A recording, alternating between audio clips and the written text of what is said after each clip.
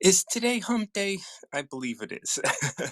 Welcome to Tao of the Day, everybody. This is Martin John, your host for Tao of the Day and the Recover Yourself podcast. I talk all about things that'll help you recover yourself.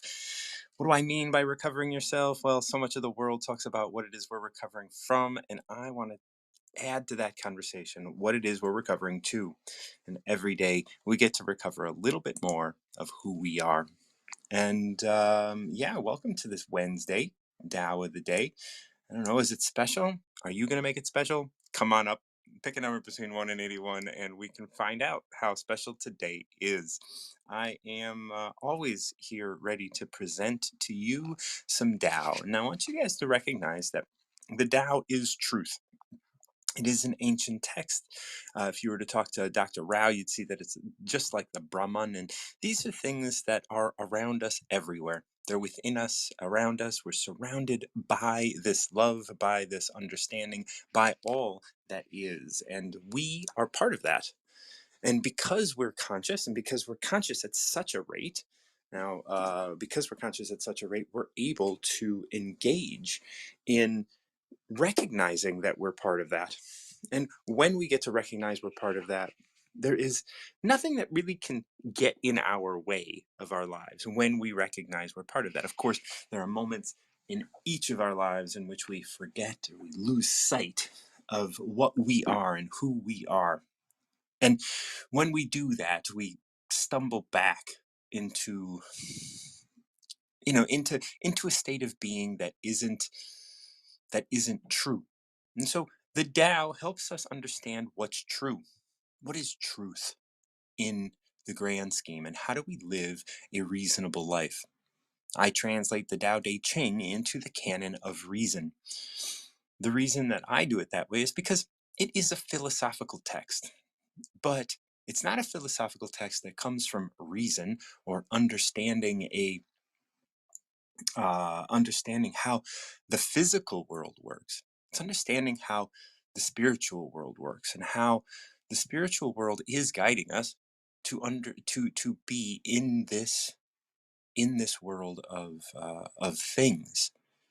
We have all lost our way along the way, and that's because we get to see so much. We get to see someone else and we get to predict how they're acting. We get to pretend that we understand what they're going through. We get to look out the window and see the sun come up, and we get to look out and see things happen. But we're not noticing all of the things that are connected within us to all of the things happening around us.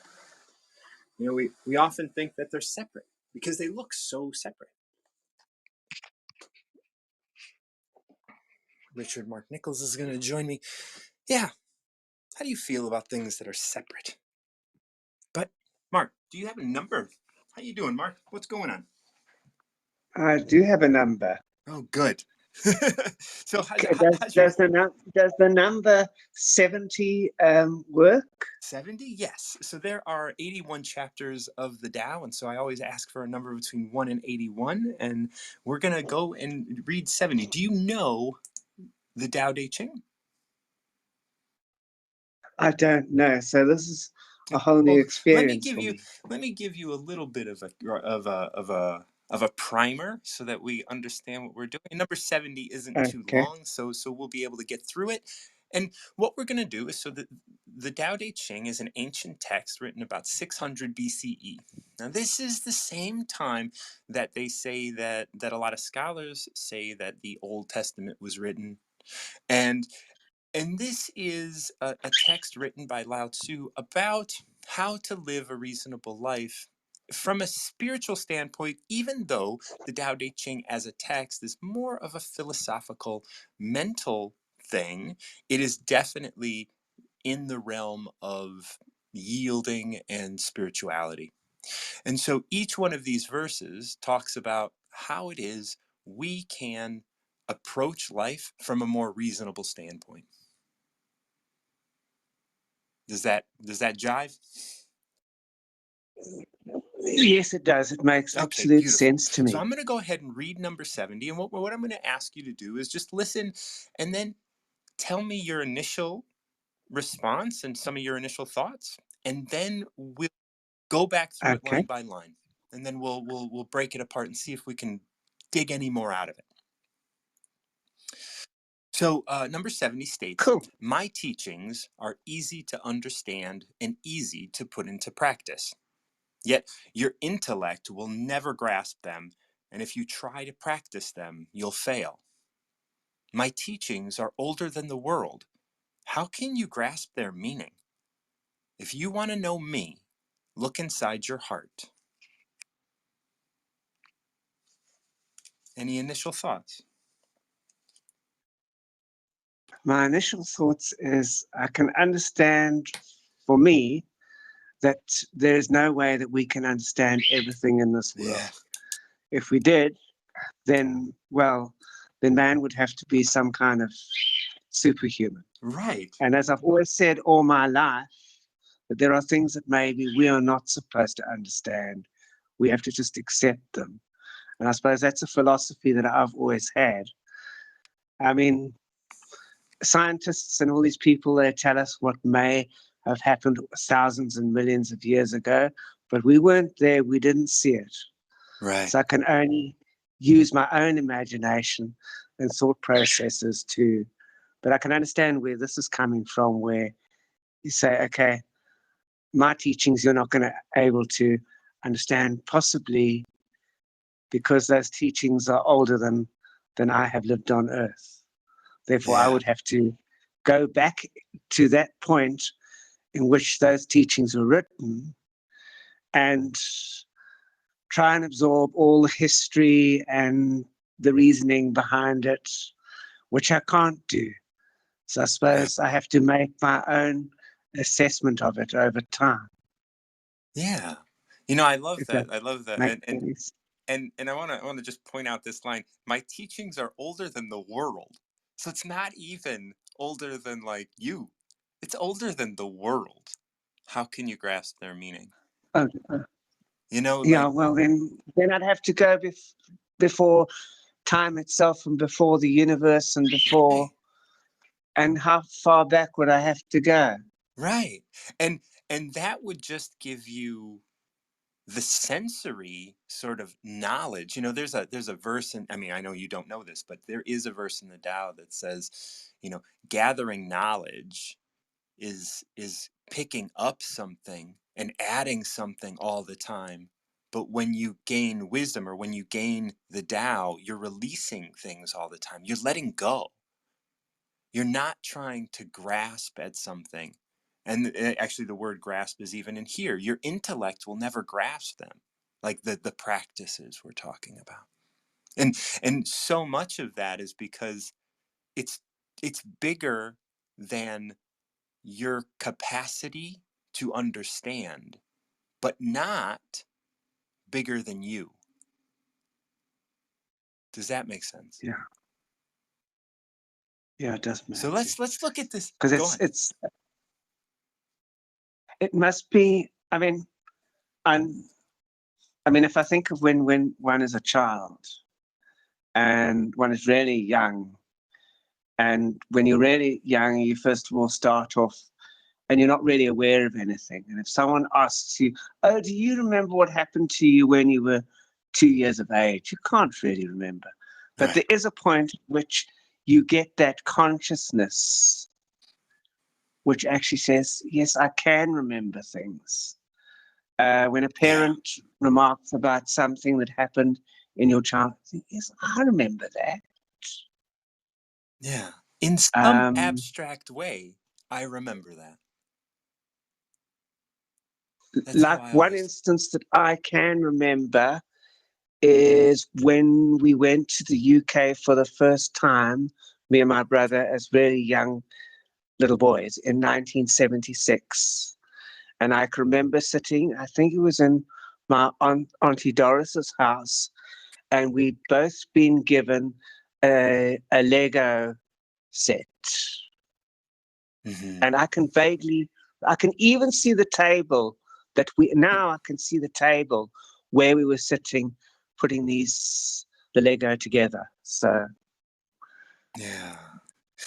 That's interesting Such a strange. as you're telling as you're telling this story of like remembering things. I always like to look at, well, what are the important things that we hold on to, right? Like this table, your Auntie Doris, the Legos, and like you sitting and doing something with somebody else in which you guys are like mutually individuals, right? Like you're doing something and she's doing Yeah, something. They're connected yet separate, right? Like you have your activities and she has hers. And yeah. that's a beautiful sort of way of like understanding maybe how you began to understand the world. Like we're here mutually doing things, mutually living our lives in this separate way and in this way that is like respectful of each other without having to infringe upon each other.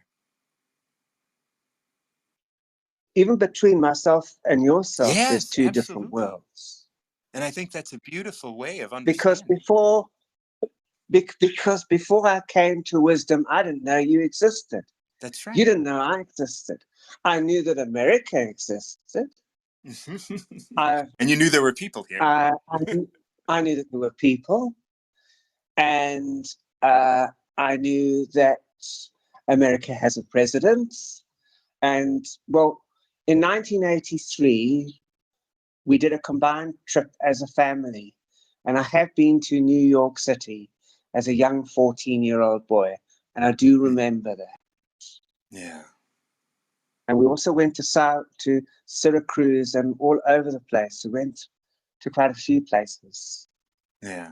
That's what you do in So, the States because you're only going to get here a couple times, if any more than once. So you got to see a couple things at least. It's so big, it's vast. So let's start looking at this. and I saw that, You saw going. yeah, no, no, no, it's fine. Continue with what you're Okay, gonna so let's say. yeah, let's look at this line by line. I'll read the first line, and then we'll just kind of break this down and just kind of look at it in a little deeper way. Sure. We took that kind of 10,000 foot view, and now we'll dive in. And this first line says, "My teachings are easy to understand and easy to put into practice. Yet your intellect will never grasp them, and if you try to practice them, you'll fail." So what is that? How does that leave you feeling? That makes me feel that maybe unconsciously you would be able to uh, digest the teachings. Yeah, But if you start to get too intellectual about them, start thinking, ah, you know what? If the teachings say X, but if I do Y and add this in a little bit here and there, I'll be, and then the truth of it all, you're going to fail anyway because now you've put, you're trying to think, I suppose, think too much into it instead of allowing it to happen naturally. yeah. And I also like the line, if you try to put them into practice, you'll fail. Like if you try to put the Tao in a box that you can Mm-hmm, understand and replicate in some way, like everything in our world, and I'm in the United States, everything in my world is kind of contained in a uh-huh, box of law. We're talking about like, you know, uh, uh-huh, stripping the states of we're start talking about like no longer having abortion legal throughout the entire country, right? Like each state is going to have their own law. So that's and yeah. everything that we want to do is, oh, the letter of the law states this. How do I interpret that? When I start to interpret that, how do I utilize my interpretation to benefit me? Now, all of a sudden, we start going into this world of profit, and whether that profit is financial or whether that's profit is, I want to profit from the actions, I want to profit from the feeling, like, I mean, I'm coming out of addiction and stuff, and so much of this could, like, we could look at that as being like, I am inadvertently, maybe not even consciously, moving in a way that will benefit me because I am trying to put something into practice. But And that's what the Tao is saying. It's like if you actually put this in a box, you're going to fail to actually understand what the Tao is trying to teach Mhm. you. Could it be possible that you could very well be putting too much information in the box so it Yeah. becomes muddled and you're unable to sort it Yes. out? Which means it's like me saying to you, I've got the documents here from one of the court cases that's currently going on, being shown on YouTube. But instead of sending it to you in a bundle, I say, oops, you know what? I dropped it on the floor and it's all in a mess and I don't know the page numbering and stuff. You're not going to be able to make sense of it, are you? No. Because the human mind, to me, we are designed to deal with small little, or my mind anyway, Mm. is deals with, things in small pieces, not like being thrown at you. Yeah. It can get overwhelming really quick. And I think the Tao can feel Yes. that way. We're sitting here telling, like, the first line of here is, my teachings are easy to understand, yet you'll never grasp them. You'll never put them into practice. Good luck. Like just to have that paradoxical first line is really like daunting to a lot of people who want to anchor their lives in something that is sure, a sure thing. And so, So if you never understand something, if you don't understand a teaching, then there's no way that you can put it into practice because you won't know how to put it into practice. right. And Unless there was so, some intermediate sort of process to show you, yes, okay, you don't understand that, but if you fulfill this teaching, it will give you the knowledge to be able to understand that teaching. right. But now that you've understood this teaching and you've got the knowledge for that one, here's the intermediary knowledge that you'll need for the next. So, you build it like you would, I suppose, build any knowledge that anyone has if you're going to university or to school. Yeah. And I think it's actually like the knowledge that you'll gain from learning this teaching is that you have to let go of knowledge and let go of thinking that you Mm-hmm. know. The next lines, I know we only got a couple seconds left, is, my teachings are older than the world. How can you even possibly fathom that you can grasp their meaning? Come on. Right? Like this idea that, like, this is deeper than you are. And then it finishes with, if you want to know me, look into your heart.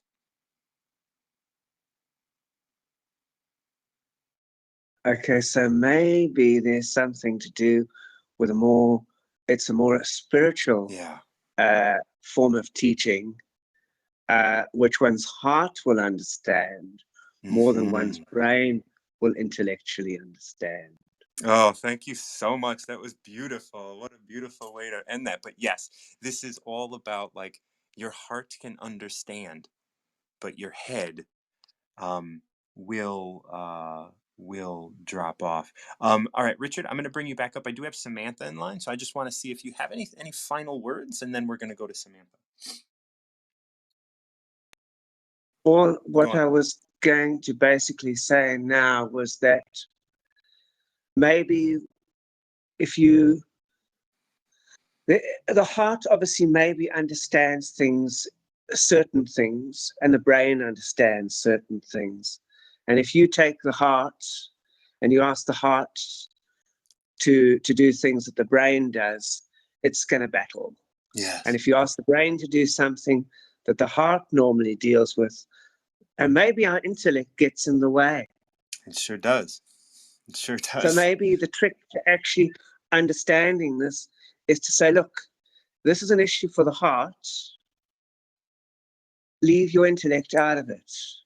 Because once you start tearing something apart intellectually, it's you actually destroy it. You could possibly destroy it. Yeah. Yeah, you put that which cannot be you put that which cannot be held in a box in a box. Yeah. Thank you so much for joining me. We, thank All you. right. That was an absolute pleasure. Yes. And I've learned something new. I've learned now, I realize that what the heart can deal with, the brain sometimes can't deal with, Yes. um, which is a good concept, actually. It is. It is. Because sometimes, you just you can't explain it. Sometimes you just like, I No, feel this way, like really deeply. It's not some weak feeling of like I want a candy or I want something, but there's a deep understanding of love in your heart that can't be just understood, like in your in the capacity that your brain can deal yeah, with. Your brain loves to make sense of things, but your heart knows things that can't be made sense of. All yeah. right. So human intellect, as brave as and as cool as it is, can destroy things as well. It's true. It's true. Okay, I'm going to bring Samantha up. Thank you so much for joining me, Richard. We will speak again soon. I'm Thank so grateful for your share. Wow, what a great way to start today. Samantha, welcome Good back to the Dow. morning. How are you doing? I am doing great. I Fabulous. had a good night's sleep. I had a great conversation last night before I went to bed, and it just kind of helped me just lay down and let the day go, and it was such a beautiful Oh, that's day. wonderful. I'm So so it happy was, for you. and I woke up this morning feeling like, it's a new dawn, it's a new day. Yes. When you wake up singing, you know it's going to be a good day, right? Yeah, especially when you wake up singing Nina Absolutely. Simone. What's up? Yes. No doubt about that. I think I'm going to pick number 17. 17. Off we go. Off we go. Okay, so this is we're going to talk about the master. The master is the individual, right? The human or the person, whether that's an animal or person or a human or whatever. It's that embodies the Tao. Now, Okay.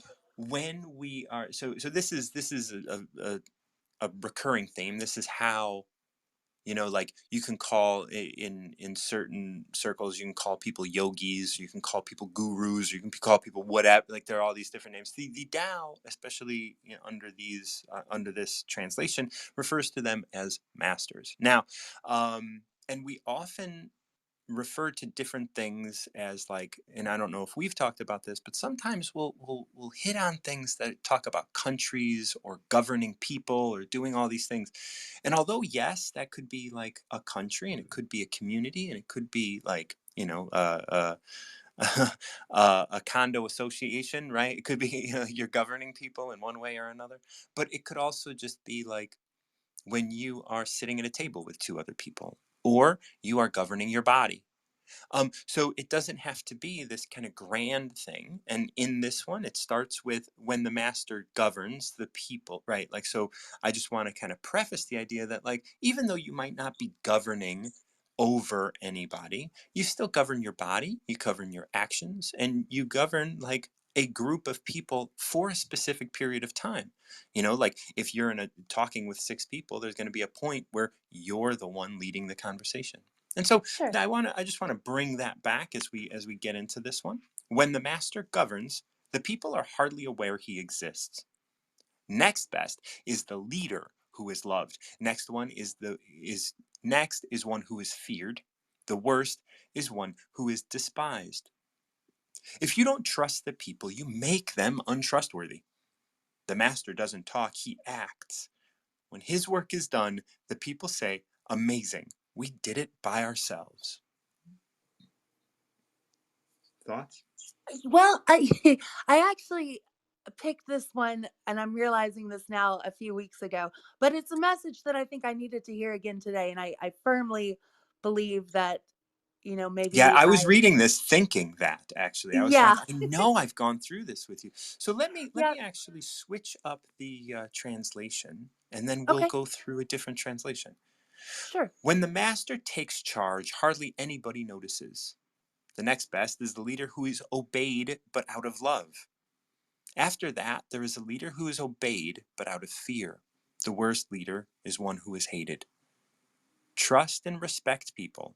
That is how you earn their trust and respect. The master doesn't give orders, they work with everybody else. When the job is done, people are amazed at what they can accomplish. I really, really love that translation a lot. Yeah. Uh, it speaks to the idea that we have the power within ourselves to lift people up without them even knowing it, you know? Yes. And I think that's beautiful. That's a beautiful endeavor we should all attempt to take on, even if the person you're lifting up is yourself, right? Hmm.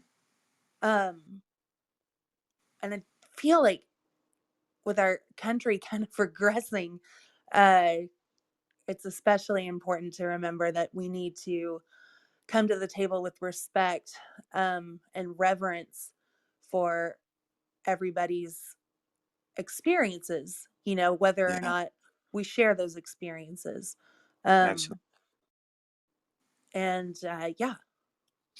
So I want to start kind of going through this line by line. When the master takes charge, hardly anybody notices. One of the things that I recognize in our world today is we want to know who is taking charge.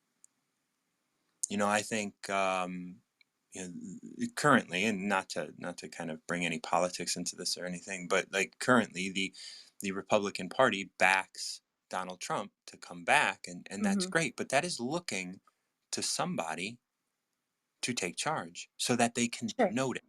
But when the master takes charge, hardly anybody notices. So the master is definitely not Biden. It's definitely not Trump because everybody notices who's taking charge or who is not Right. taking or who is supposed to be in charge or whatever, right? So neither of these people are masters. But there are people, like maybe even here on Wisdom, who have taken charge. And people are moving forward and making choices in their lives, and they don't even notice that somebody has taken charge of the way that they are feeling about themselves or going about their lives. What a beautiful concept to adhere to, and to live with the knowledge that you could potentially be that person. So Hmm. live by example. And if you're going out of your way now, that we do kind of start getting into these things as we start breaking down. Imagine if you were to live your life to not be noticed. Hmm. And think about that in the world that we live in today. Even like going on tour, like there is I was definitely about a to say, with my career, I don't, I right. can't Like even well, comprehend that. but that's a but this is a it's a thought experiment. Maybe it's just like, Sure, yeah. what does that mean? What if my going on tour, now that doesn't mean that I don't want people to take note that I am on tour, but it's like, Hmm. can I present something to people? Can I present a world to people? Can I present something to people without them knowing that, like, I am putting the power back in their hands, right? Well, Because go on. oh, I feel like I kind of already do that. When I Yeah. create a piece of music, I release it into the ether. It becomes no longer mine, and it Yes. becomes the public's. And so I always give my music away for free, and I make my money through passive income and touring, because I firmly believe that music has the power and the opportunity to change lives, and that no one should go broke to fulfill that, Yeah. and if Hmm. my music can help somebody, I don't want them to have to pay for it. That's startlingly unrealistic. Yeah. And then this one, so after that, so after the master, like if you don't have a master taking charge, so nobody notices, the next leader is obeyed out of love. After that, the leader who is obeyed out of fear, the worst leader is one who is despised. And it's interesting, like that's a dissolution of somebody's ability to lead, like Sure. like if you are leading because you're loved, eventually you're going to do something that someone's not going to like or whatever, and like that love is going to dissipate, and when you Yeah, there'll don't be get your dissent. love, right, and when you don't get your love, you're going to like roll up your sleeves and use force. You're going to try, and then Hmm. then now because, oh, I love you, I don't want you to take your love from me. I am afraid, and I am going to lead. I'm going to allow you to lead me because I'm afraid. And so now you're being obeyed out of fear. And Mhm. eventually, if you're not obeyed properly, you will be despised. You will be hated. I feel like if you were to say that in reverse, that's been my journey about governing myself over the past 4 years. You know, Yeah. having gone through my trauma and so forth, and I'm on this path to learning how to govern myself with love and eventually, get to a point where, you stated in the You beginning. hardly notice at all. Yes, Yeah. absolutely. Where it's just like, Absolutely. no, this is just what I'm doing. This is just who I am. Right. It isn't even, it isn't like, it's love, sure, but it's everything. Like, and I am just here being. Mhm. And Mhm. that's the and that's when you become a master, taking charge of you. When the master takes charge, hardly anybody notices. Not a single cell of yours is going to notice that you're the one taking charge, because they're all going to be here. And this is where it moves into trust and respect people. Now this means trust and respect your body. If we're going to talk about like the Sure. cells in your, trust and respect that they know what they need. That's how you earn their trust and respect. Don't you want your body to trust and respect you? Don't you want that intuition to trust and respect who you are and what you need and what you want, and like, and to communicate with you? Like, this is the way forward. Absolutely. I was just talking to someone about how best to combat uncertainty, and my answer to that was learning to trust yourself Yeah. and your decisions and your thought process. Um and respect goes right along with that, doesn't it? Yeah. Like that was how I got clean and sober. Was like someone Mhm. showed me respect and I realized that I was deserving of respect, which I didn't know before. Absolutely. Absolutely. Um both from other people and of ourselves, Right. I had to which is a see hard that pill I to yeah, swallow. I had to see that someone I respected actually respected me. And that's Mhm. still, like, I have people that love me dearly in my life and see me as I know I am, but I don't always see myself as that. And that's a Mhm. challenge for me day in and day out, to continue to be like, you know what, you got some chops, kid. Like, you know what's Yeah. up. Like, it's really important for me to continually remind myself, because and to do the work so that I can let go of those old patterns and the old boxes that I kept myself in, to go back to Sure. number 70 that we were talking about with Richard. So then this one wraps up. The master the masters don't give orders. They work with everybody else. When the job's done, people are amazed at what they accomplished. And like, again, we mentioned people, but this can be the cells of your body are amazed at what they accomplished. Like, look at Sure. each cell of your body is part of this mission to live out your life. And imagine those cells, each one of those cells being amazed at what they accomplished in their lifespan, which is much shorter than yours. And Right. yet 7 you're years. right. Like, and that's 7 years as a whole. Some of your cells like regenerate a lot quicker than that. Sure. But in that time span, each one of those, before they reproduce, are asking, when I reproduce, what are you going to need from the next generation? And if you fill this moment with anger, frustration, or heroin, or whatever, each one of those cells is going to be like, all right, well, you need more cells that are going to deal with heroin. You need more cells that are going to deal with anger. You need more cells that are going to be able, and so they're going to reproduce in that path. But when you Right. start treating yourself and thinking positively and moving into a place where you can take charge without anybody noticing, they are going to grow into the next generation of you. That is astoundingly beautiful. I love that idea. So we nourish ourselves with the ability to love ourselves, and thus that begats more love, right? When the master takes charge, hardly anybody notices. That's where we start, right? And so when you take Yeah. charge of the cells in your body and you start to show them respect, So like if we just say cells in your body, trust and respect the cells in your body, that's how you earn their love and their trust and respect. Now, Hmm. if you trust and respect those cells and you say, look, I know you know what's best for me. I am going to do my best to be me at this moment without guiding you. And you are going to give me a better cell in the next generation.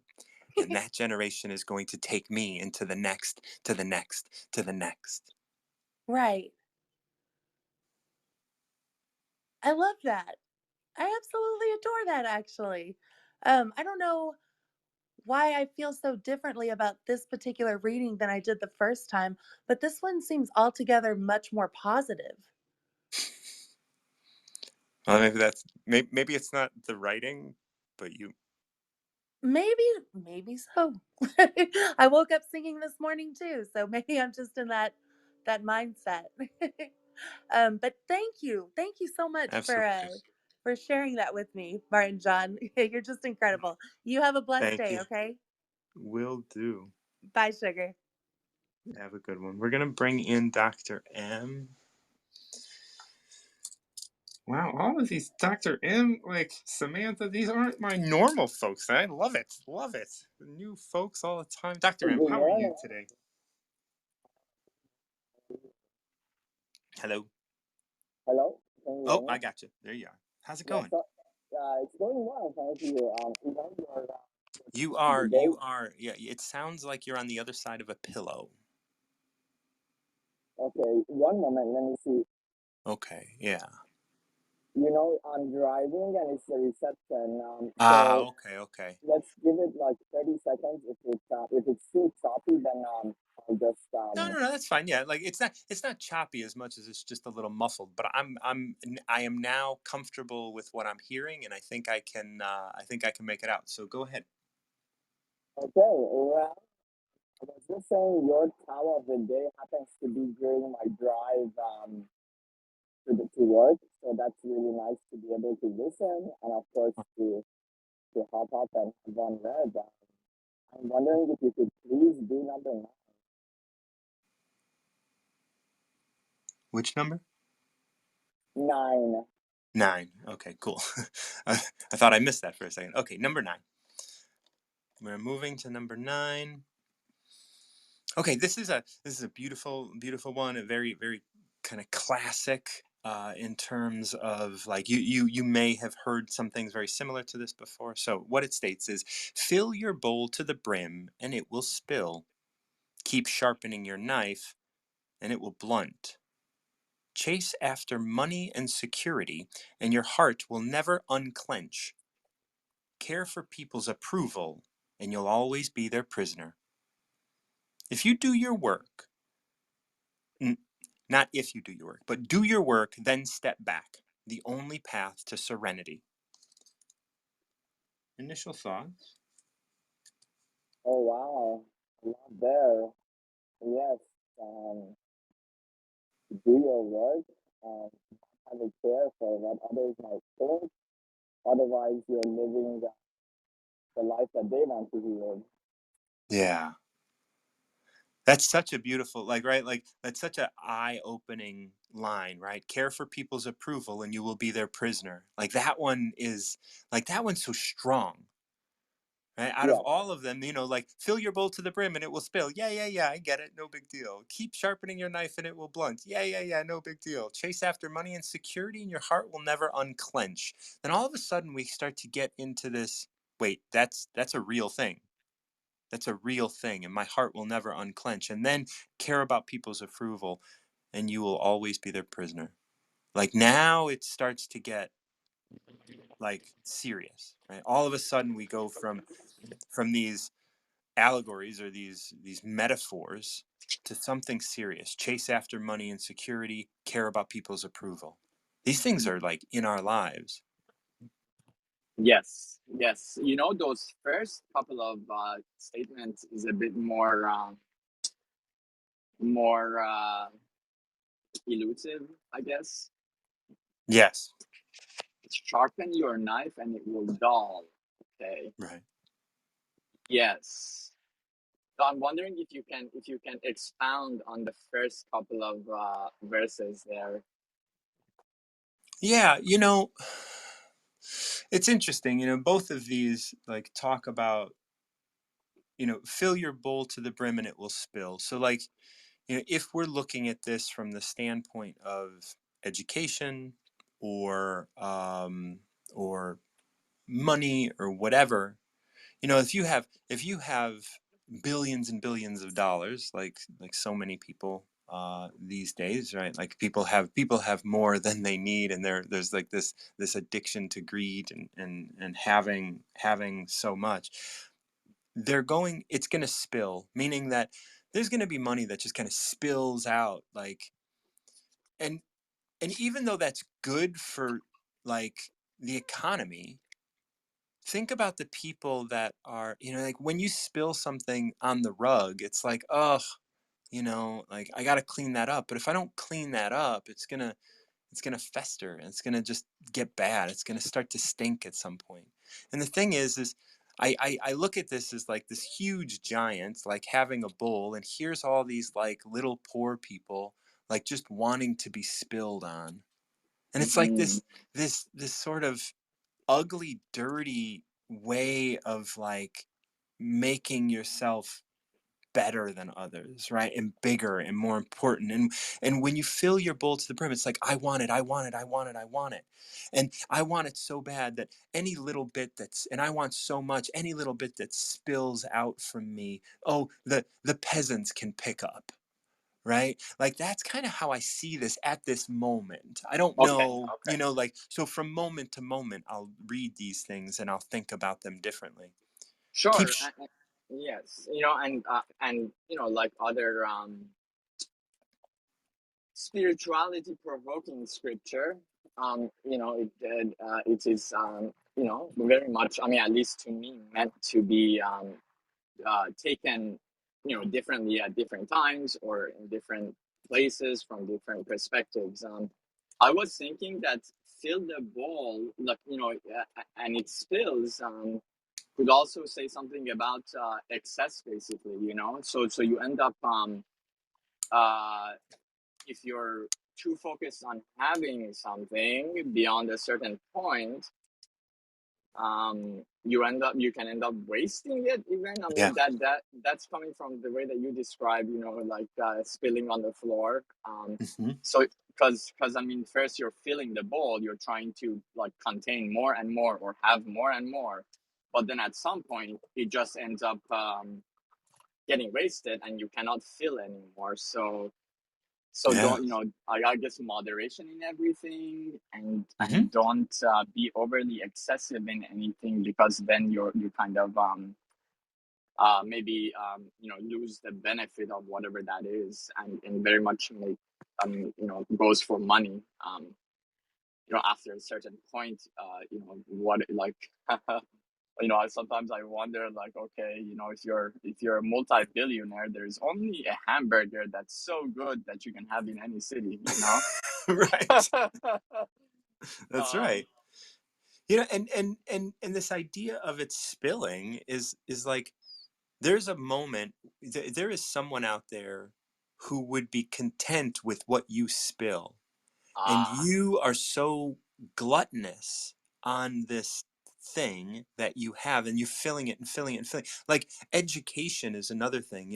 Everyone wants that terminal degree, but it's like, you're here to live your life, not master a subject. I mean, sure, if that subject is this drive for you, but is that drive a subject that is being explored, or is it like your life? Is the subject that you are studying your life, or is the subject that you're studying something that has this weird other outcome? And so when how much intellect do you want to put into your brain versus how much can you open yourself? And that's what the end of this is, like, do your work and step back, the only path to uh-huh. serenity. It's serenity, like, do your work, like, learn what you need to learn, but then Yes, back yes. step back, like, earn what you need to earn, but then step back. Don't sit here with this idea that you just need to earn more. And so much of our world right now is about filling your bowl to the brim. Like, fill your bowl to the brim with like social media, fill your bowl to the brim with followers, fill your bowl to the brim with money. Consumerism. Yes, Yeah. consumerism, anything, all of these things. Mm. And then keep sharpening your knife and it will blunt.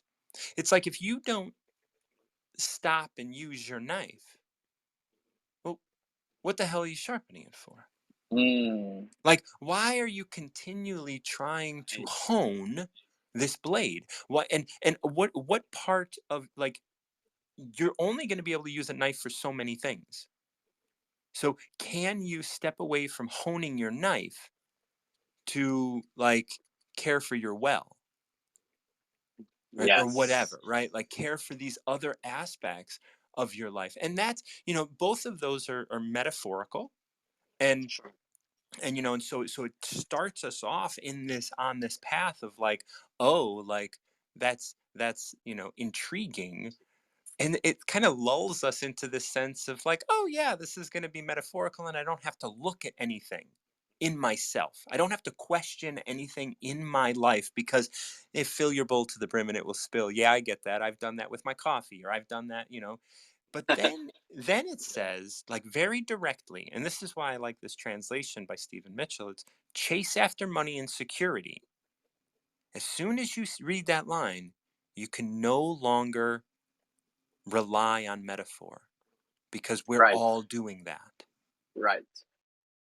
And your heart will never unclench. And as soon as he says that, we recognize how clenched our heart actually is.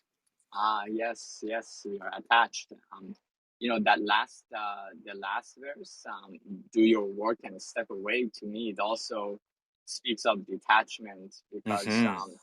if we, kind of like, I mean, the part where it says do your work, like, I kind of hear it as in do your best and then be detached, as in if Yeah. you within yourself, in the sincerity of your heart, know that you gave something your best, then it is just a going back to the prior verse, it is a waste of your energy to care, or to pay attention to what are people saying about it, let's say. Yeah, the outcome of your work is not your business. Uh-huh. Like, the Yes, outcome of your work is the business of God, or the business of the Tao, or whatever. It's not your right. business. You're Yeah, and here to do your work. yes, yes, and also, from the statement you just said, I've been increasingly thinking about how our society and our workplace and personal and professional life is so result oriented, but really the process itself is the important bit, and the part to be let's say satisfied in or fulfilled from, whereas in the society we tend to be very much result oriented, as in like associating success and happiness and fulfillment with some result that is often like a temporary passing thing anyway. Like, I'm talking about getting a degree or getting that promotion, let's say, that you always wanted. Yeah, um performance based. Performance based, but then once but then the achieving of those a goal, let's say, like you always wanted to be a brain surgeon, and then finally you are one. It is not it doesn't fulfill our most like basic life happiness need, because we were to enjoy the process that got us there, and not to expect some grand fulfillment at the passing result, which in that case would be like one day you just, okay, you're done with your residency and you're a brain surgeon, but Right. that's just a day, and it really is likely not all that different from the days prior or the days after.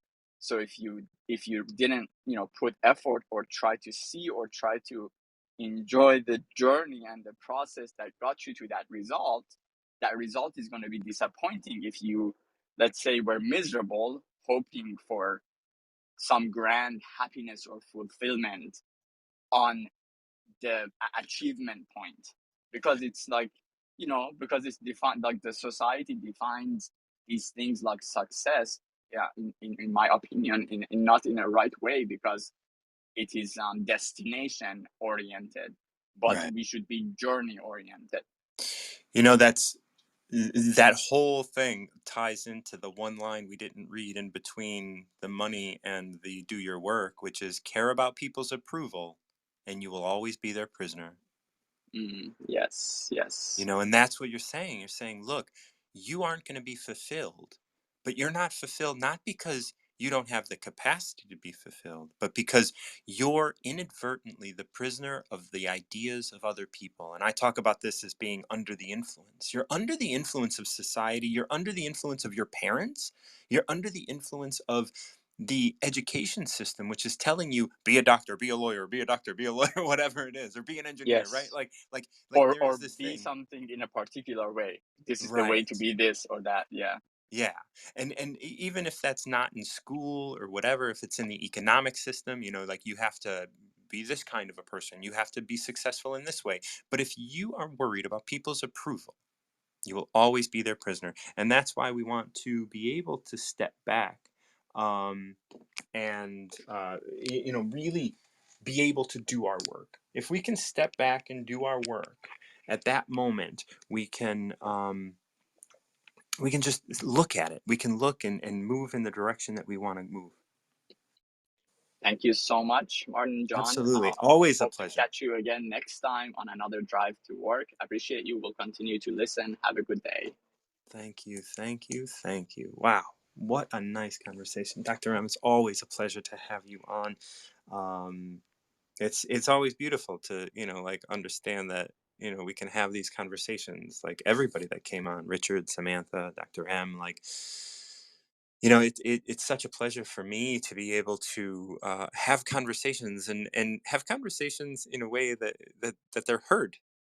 You know, like there's like all of us were able to walk away with something today, and I feel so grateful that that is that's possible here on Wisdom and with my work and with the way that um it's with how the Tao lives through me, right? Like I'm doing this, and it's such a joy for me to do this. Like Tao of the Day is, I mean, for those of you who know, I've been presenting Tao of the Day things for well over a decade from on different social media platforms, and this is the best iteration of Tao of the Day that I know of, that I have produced. So I want to thank each and every one of you for joining and listening and doing all that. I do have an open seat if anybody wants to step up and pick a number between 1 and 81.